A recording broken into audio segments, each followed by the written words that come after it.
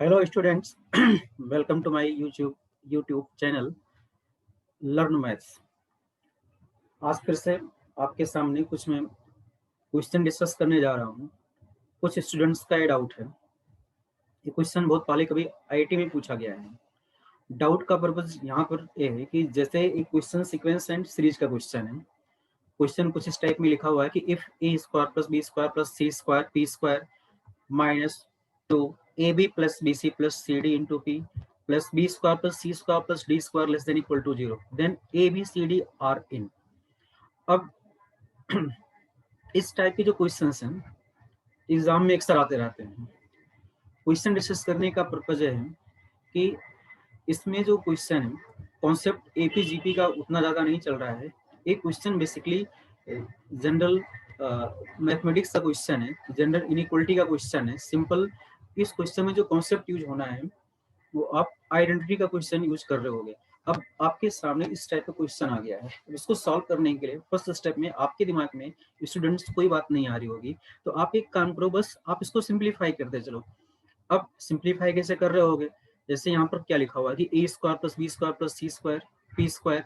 आप ब्रैकेट्स वगैरह जो हैं इन्हें आप एक्सपेंड कर दो। तो ब्रैकेट्स को अगर आप एक्सपेंड करोगे तो फाइनली आपका एक्सप्रेशन क्या हो रहा होगा, कुछ इसको रीड कर पा रहे हो?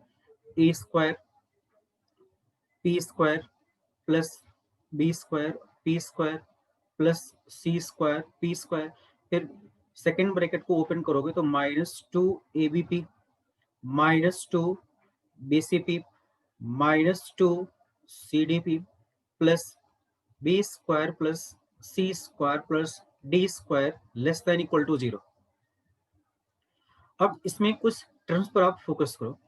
आप ऐसे देखो कि यहाँ पर ए स्क्वायर पी स्क्वायर लिखा हुआ है, -2 ए बी पी लिखा हुआ है और यहाँ पर बी स्क्वायर लिखा हुआ है।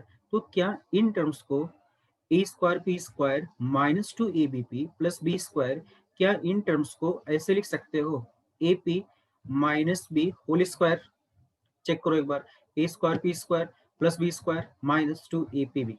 ओके, सिमिलरली अगर आप कुछ और टर्म्स की बात कर लो, बी स्क्वायर पी स्क्वायर लिखा हुआ है यहाँ पर -2 बी सी पी लिखा हुआ है और यहाँ पर सी स्क्वायर लिखा हुआ है। तो क्या इसको ऐसे पढ़ सकते हो? B P minus C whole square, B square P square plus C square -2 B P C. Now last में आप क्या विजुलाइज कर रहे होगे? C square P square -2 C D P D square लिखा हुआ है। इसको आप ऐसे लिख सकते हो, C P minus D whole square.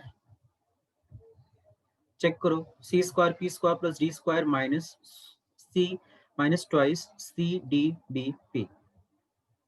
अब एक बात बताओ बच्चे, अब यहाँ पर कुछ इस टाइप का एक्सप्रेशन पढ़ पा रहे हो? यहाँ पर जो एक्सप्रेशन लिखा हुआ है कुछ इस टाइप का लिखा हुआ है, X square plus Y square plus Z square less than equal to 0। Question में एक इंफॉर्मेशन और गिवन थी कि A B C D P are distinct real numbers. इसका मतलब ये हुआ कि X square plus Y square plus Z square less than equal to 0 जो स्टेटमेंट लिखा हुआ है, इसका मतलब होता है X square plus Y square plus Z square या तो निगेटिव होगा या तो 0 होगा।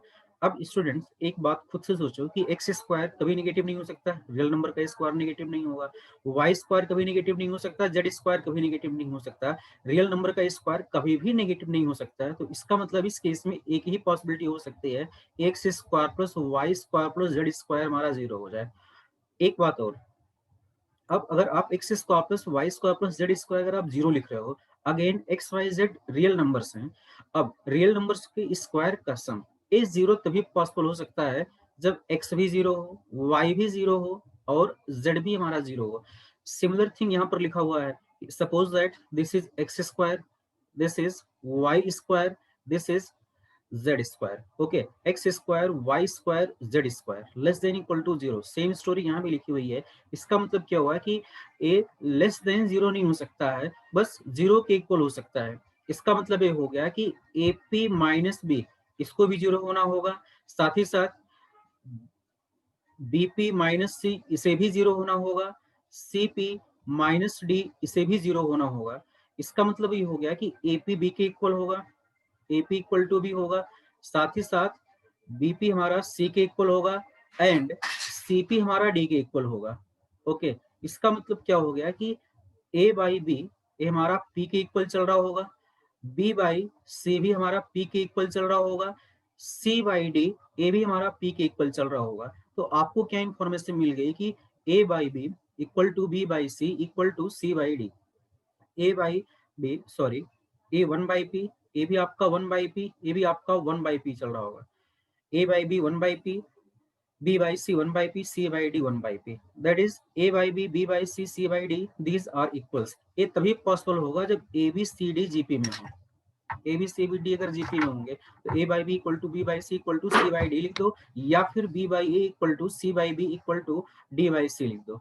अगर a by b 1 by p है तो इसका मतलब क्या हो गया कि हमारा जो b by a होगा वो p के इक्वल होगा, c by b जो होगा ए भी हमारा पी के इक्वल होगा, एंड डी वाई सी जो होगा ए भी हमारा पी के इक्वल होगा। ओके, तो अब A B C D GP में होंगे। अब एक मिनट खुद से सोचो, इस पार्टिकुलर क्वेश्चन के लिए आपको इस सीक्वेंस एंड सीरीज के कॉन्सेप्ट की कितनी जरूरत पड़ रही है। ये सिंपल जनरल लॉजिक का क्वेश्चन है, ठीक है। तो इसमें जो ऑप्शंस करेक्ट होगा A B C D are in GP. उम्मीद करता हूँ डाउट आपको समझ में आ गया होगा। अगर आपको कोई और भी डाउट है या कोई पर्टिकुलर टॉपिक भी आप पढ़ना चाहते हो तो कमेंट बॉक्स में आप लिख सकते हो। Thank you.